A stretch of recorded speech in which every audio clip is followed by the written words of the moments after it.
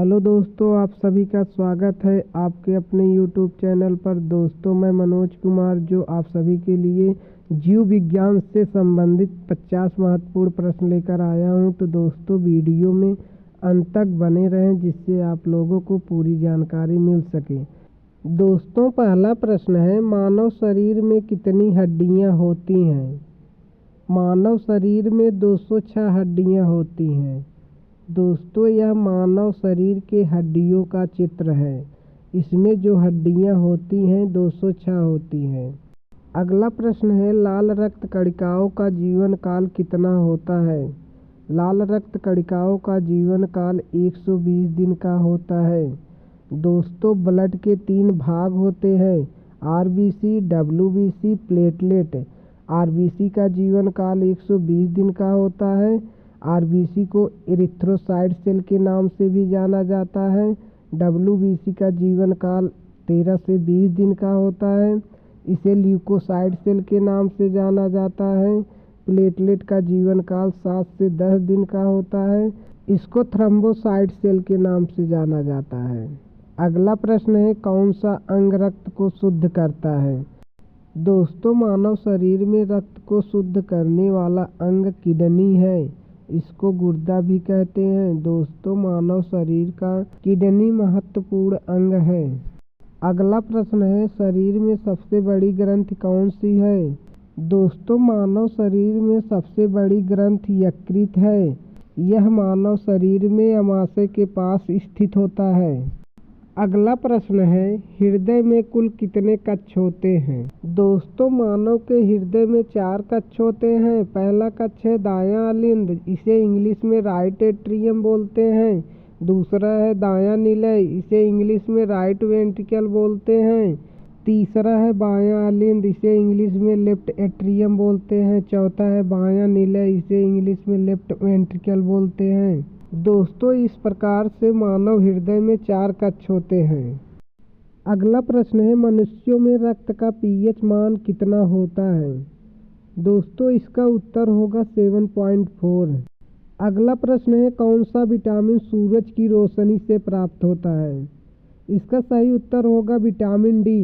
Vitamin D सूरज के रोशनी से प्राप्त होता है।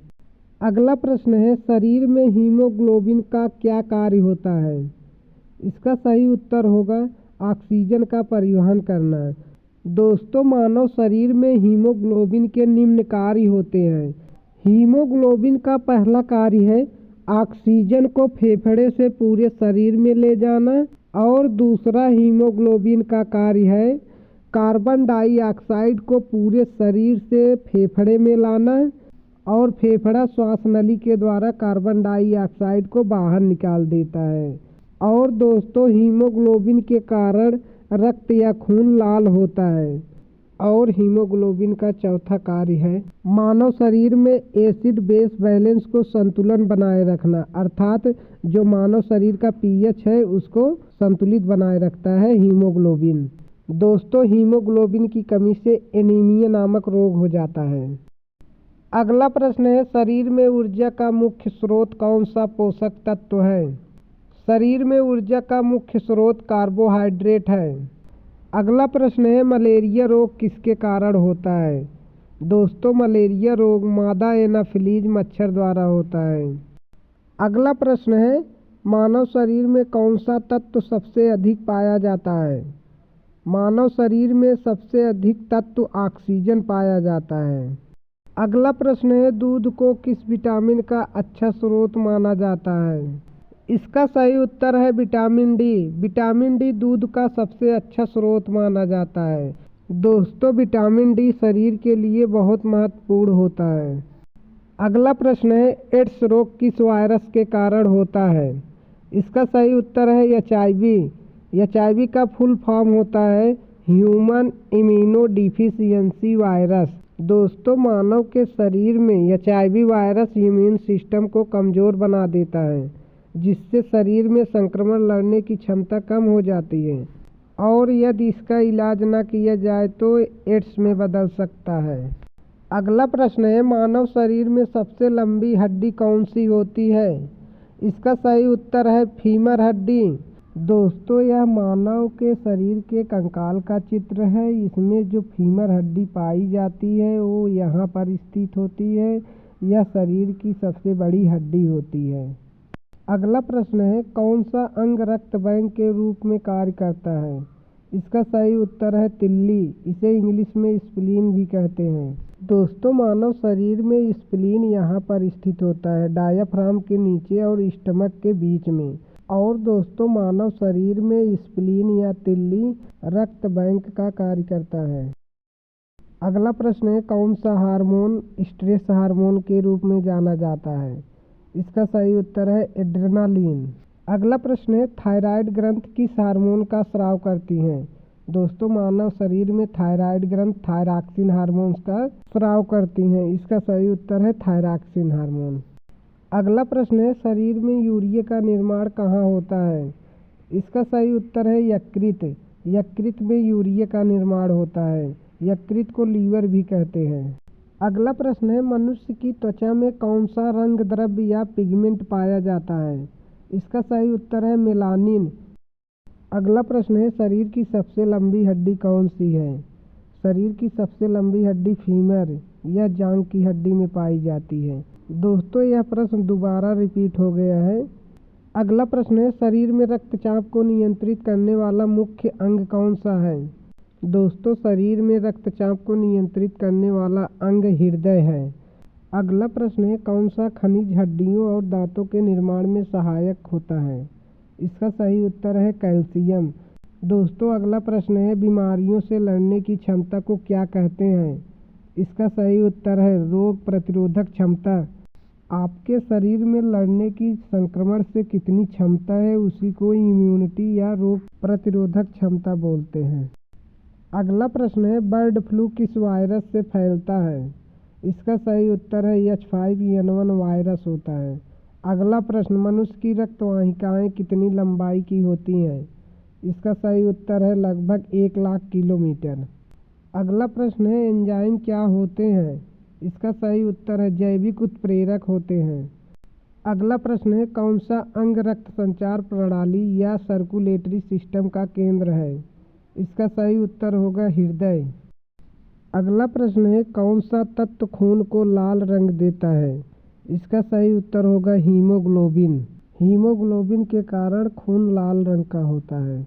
अगला प्रश्न है, कौन सा हार्मोन मधुमेह या डायबिटीज से संबंधित है? इसका सही उत्तर होगा इंसुलिन हार्मोन।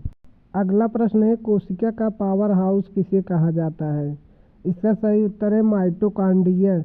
दोस्तों माइटोकॉन्ड्रिया मानव शरीर में पाया जाता है। इसे ऊर्जा का पावर हाउस कहते हैं।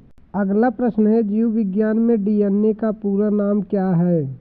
इसका सही उत्तर यह होगा डीएनए का पूरा नाम डीऑक्सी न्यूक्लिक एसिड। अगला प्रश्न है, कौन सा अंग शरीर की सबसे बाहरी परत बनाता है? इसका सही उत्तर होगा त्वचा। अगला प्रश्न, मनुष्य के शरीर में सबसे बड़ी कोशिका कौन सी होती है? दोस्तों इसका सही उत्तर होगा अंडाणु, एक सेल। अगला प्रश्न है, कौन सा विटामिन खून के थक्के बनने में सहायक होता है? इसका सही उत्तर होगा विटामिन के।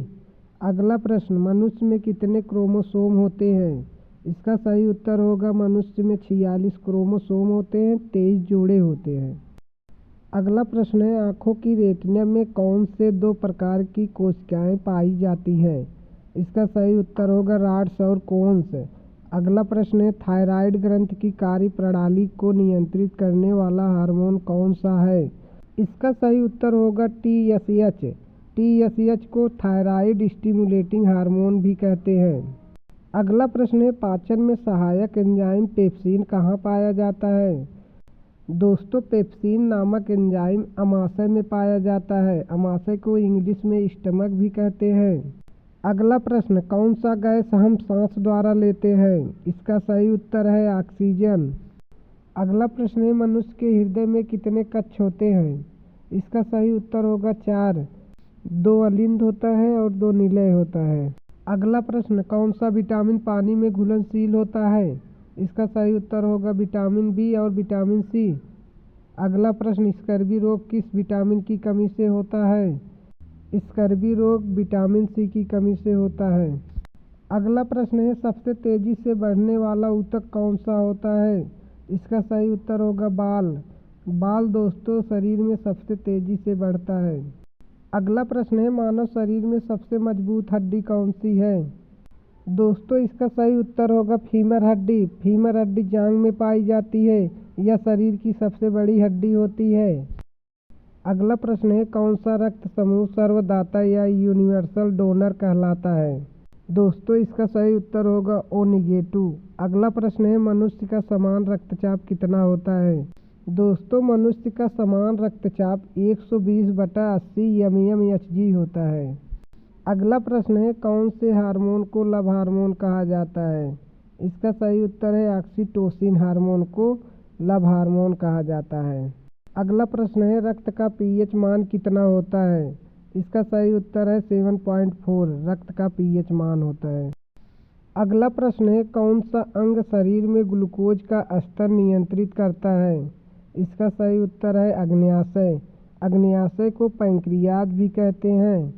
अगला प्रश्न और लास्ट प्रश्न, मस्तिष्क का वजन औसत कितना होता है? इसका सही उत्तर होगा लगभग 1.4 किलोग्राम होता है। हेलो दोस्तों, अगर वीडियो पसंद आया है तो वीडियो को लाइक करें और चैनल को सब्सक्राइब कर लें। बेल आइकन दबाना ना भूलें जिससे हमारा आने वाला वीडियो आप तक पहुंच सके। धन्यवाद।